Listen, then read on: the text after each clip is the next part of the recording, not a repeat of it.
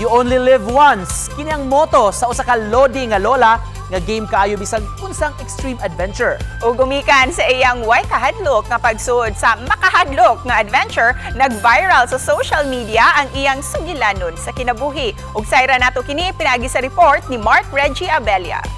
How you feeling? Okay? Okay. That's our lola, walay atrasan nga mga extreme adventure, taliwa sa iyang edad.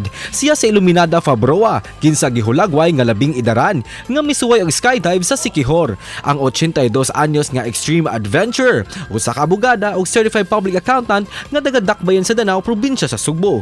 Human nga nakatkat na niya ang Mount Pulag ug Mount Apo, mas gusto pa niyang hagiton ang iyang kaugalingon, maong iyang gisuwayan ang skydiving. #YOLO, you only live once si Attorney Fabroa o gusto niyang suwayan ang mga butang nga wala niyang masuwayi niya adtong dalaga pa siya.